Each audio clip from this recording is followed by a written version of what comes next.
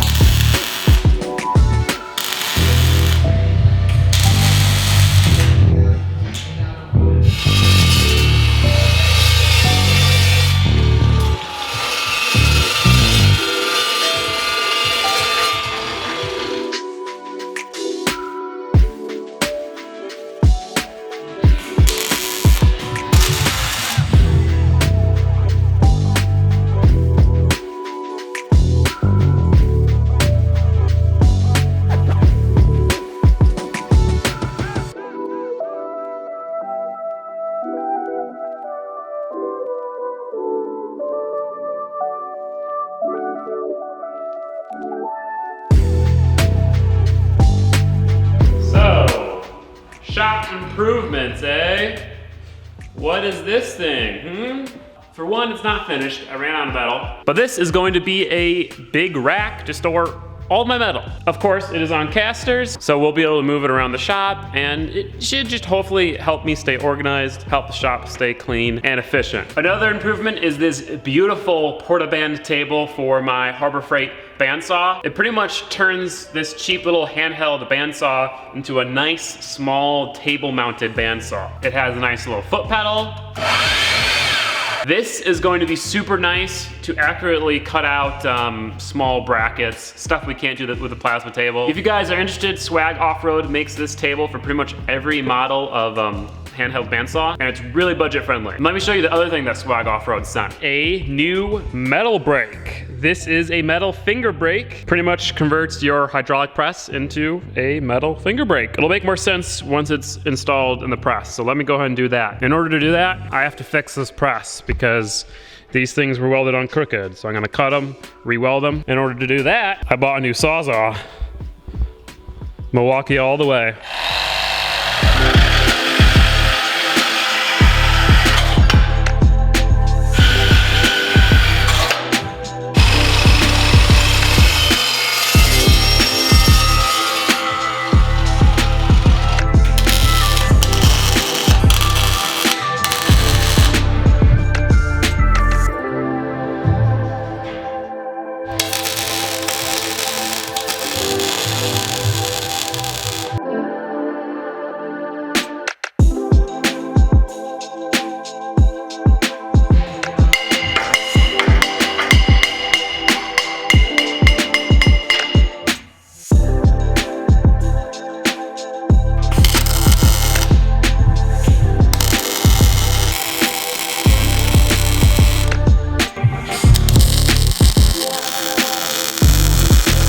So it's assembled now. Pretty much you can put metal in here and bend it, but you can take each of these sections off so you can do more complex bends. Swag Off-Road also sent me out their arbor plates, which are heavy duty steel. A lot of arbor plates that come with like Harbor Freight presses, they're cast steel and they can snap under really high load, and it's super dangerous. These things won't snap. Well, this will certainly be a test. This is 1/4 inch steel.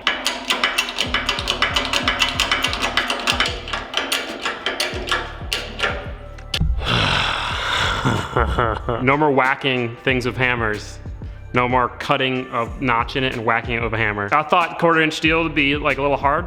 No, it bent it just like that. But guys, today is going to be an exciting day because we're working on the Eclipse and we're doing 2 important things. Number 1, we're gonna cut a hole in the back of the car to fit our mid-engine swap. Secondly, we're gonna test fit the motor. We're gonna put it in there, see how it looks, see how it fits, make sure everything's gonna work. And I guess number 3, we're gonna tear down the motor and send it off to the machine shop. Before I start cutting holes in the chassis, weakening the chassis, I'm gonna go ahead, whack the frame rails and the floorboards with a hammer. See, this car, it kind of seems like somebody ran over like a tank in it. Frame rails are all dented up, the floorboards are a little bent. So guys, it's hammer time.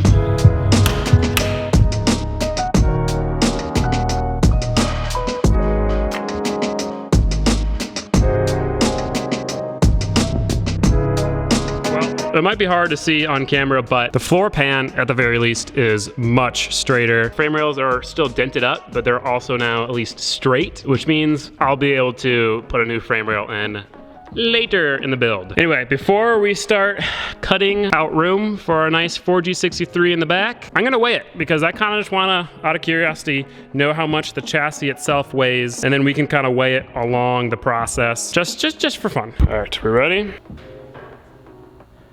Well, our reading isn't very level because these are obviously solid points and the floor is not level, but it still gives us the weight. And the weight is 1,240 pounds. At first I thought that was totally wrong because you'd think a chassis weighs more than that, but it's just a chassis. But that is pretty crazy because that means all the parts, suspension, interior, adds up to more than half the weight of the car. 1,500 pounds worth of parts and then 1,200 pounds worth of chassis. I'm excited to weigh it once we cut the hole, once we weld in the new chassis. I'm assuming it's gonna equal out to about the same weight. Anyway, let's jack this up. Let me show you how we're gonna cut this thing.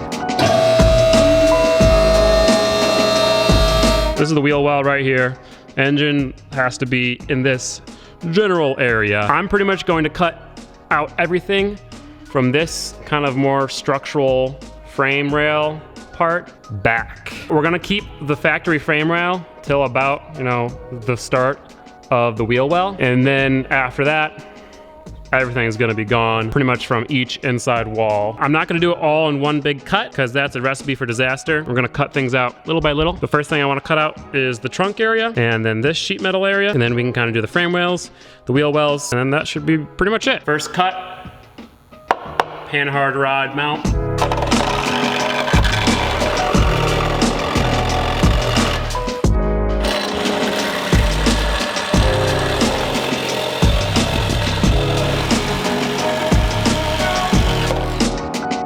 About a pound right there. Oh no, Caleb, why are you ruining such a pretty car?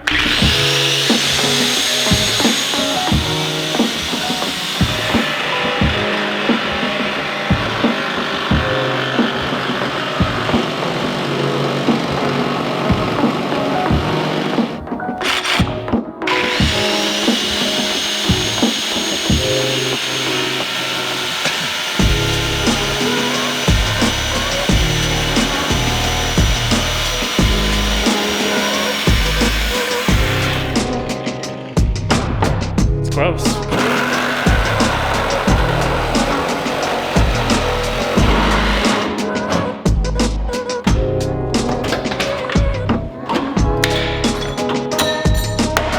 Let's say this is probably 5 to 10 pounds. So before I cut out any more of the floor, I'm gonna go ahead and cut out some 1-inch square tubing over there and weld it from one side of the inside to the other, just to kind of make sure that the chassis stays square and doesn't warp or bend or do anything when we're cutting all the frame and support out of it.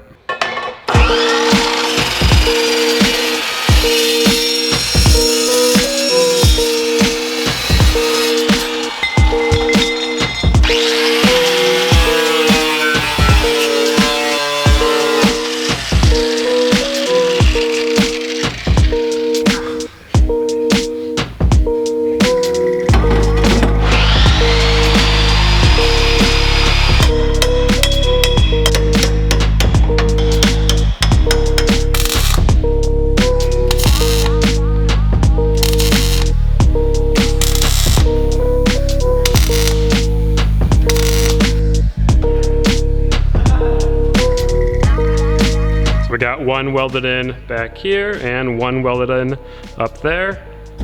Nice and solid. Got our light attached to this one. Let's keep cutting.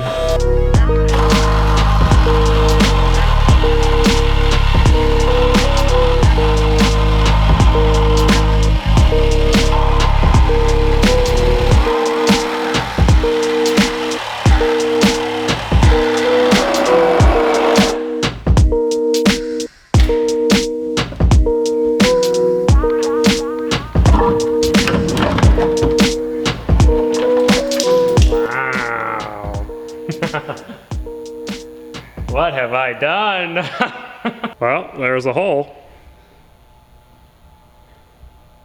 No turning back now. The next step, I'm gonna go ahead and cut out each wheel well, kind of cut along the frame and then along the body, remove the wheel well, and then we're gonna have to chop the frame.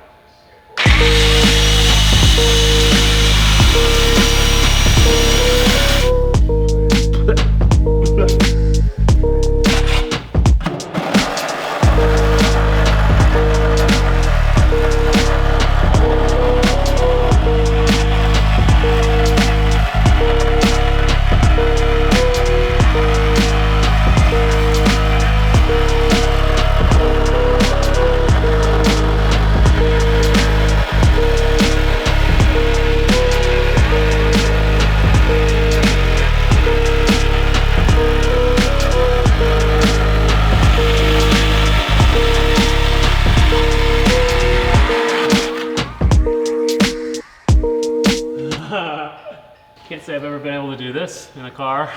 How's it going?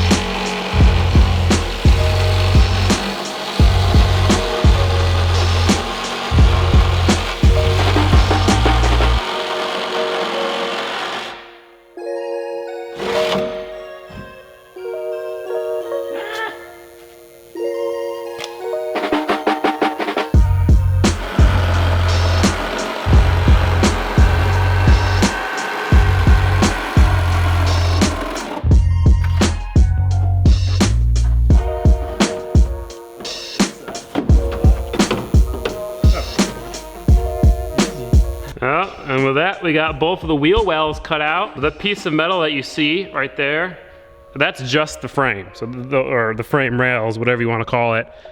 That's all that's left in this area.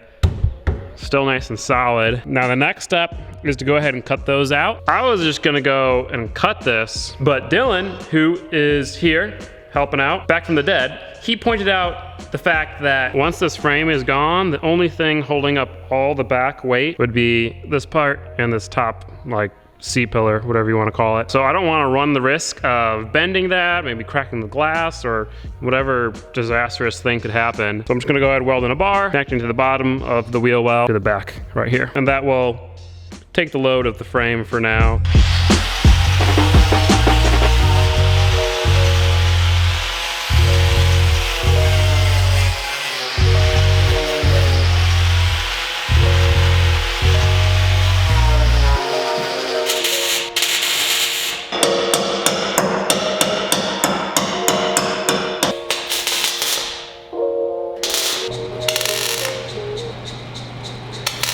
Time to chop the frame rails.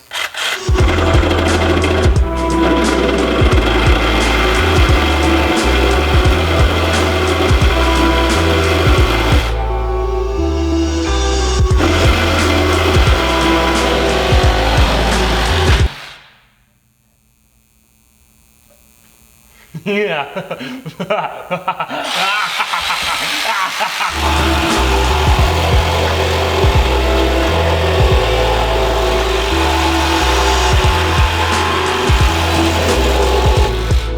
Now we jack it up on the lift and we cut the corners out, and that entire frame rail section should drop down.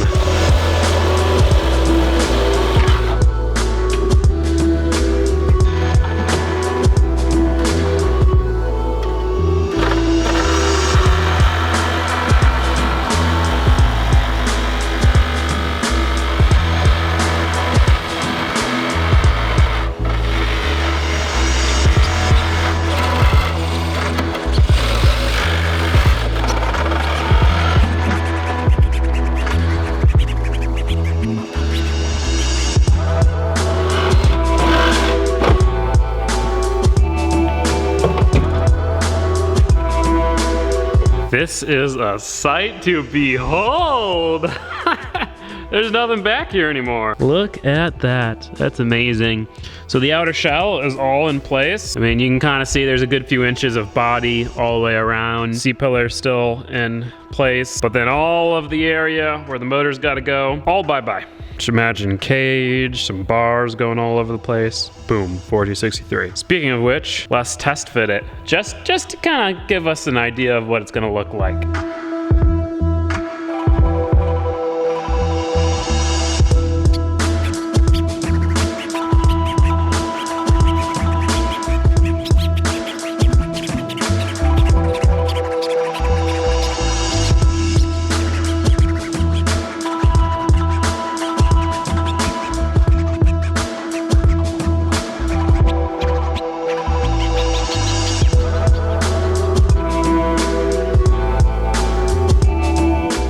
The motor is, you know, somewhat in the area-ish that it's going to go. It's centered in between the frame rails. It's about center in the wheel well.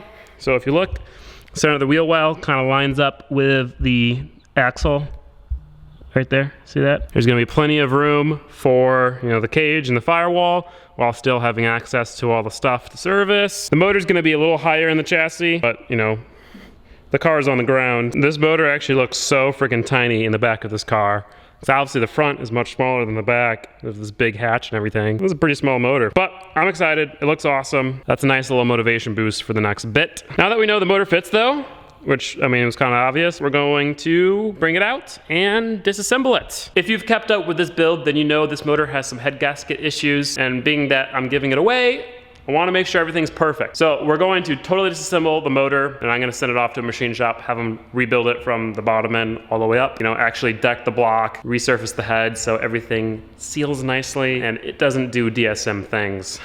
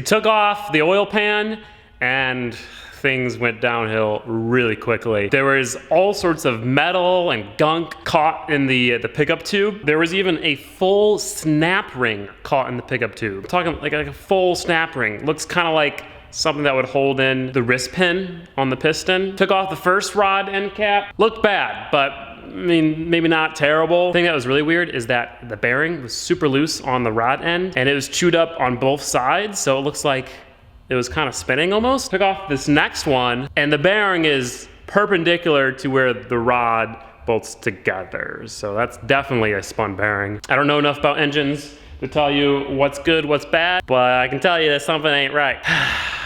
I'm not gonna say anything about not gonna say anything.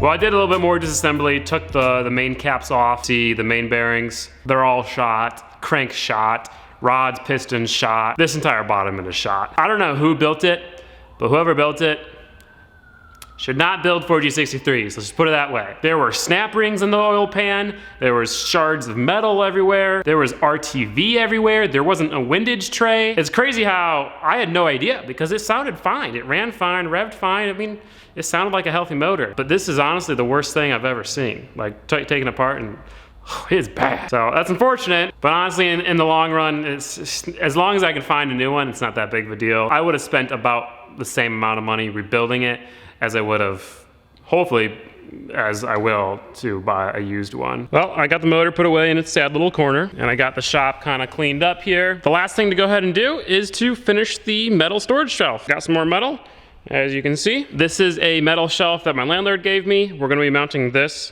on the shelf and then doing a bunch of other little stuff. Let's get to it.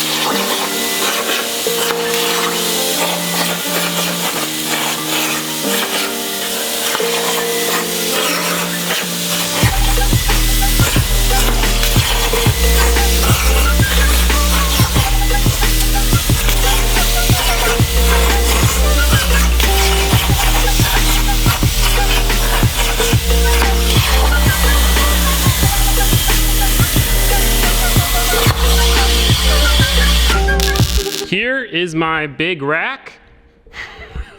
All the metal fab is done. On this side of the rack, we have these posts evenly spaced out on all 3 vertical beams. In the middle here, you see this slot. This is the perfect size for a 4x8 sheet of metal. Then we have this shelving unit that, you know, miscellaneous small pieces can go on. And then on these 2 open spaces, I've got a bunch of PVC piping that I'll be attaching to the floor vertically, put pieces of metal down in that. But before we do the PVC, I want to paint this entire thing. Before we paint it, we gotta sand it a bit. So I'm gonna go ahead and sand it, and then go ahead and paint it.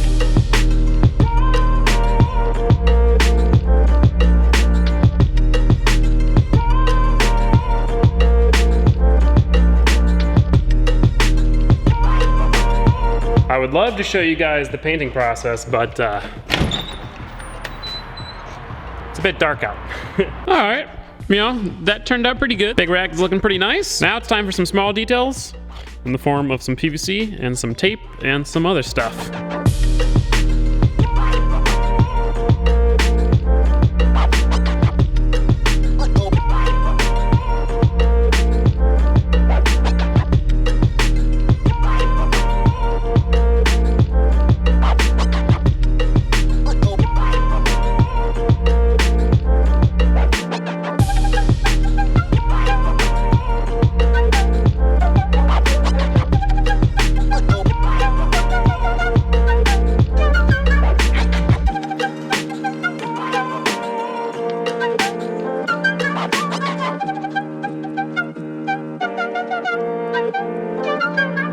look at how freaking awesome this turned out. And we can go ahead and put some of our longer material in.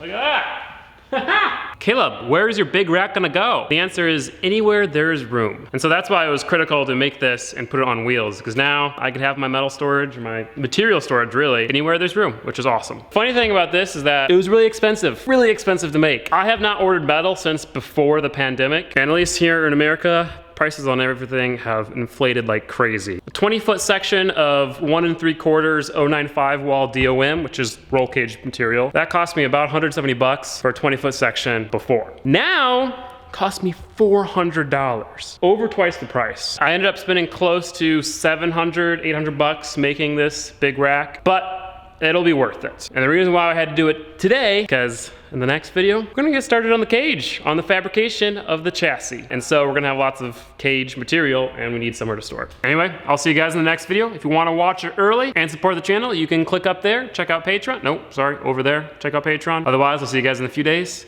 Peace out, have a great one.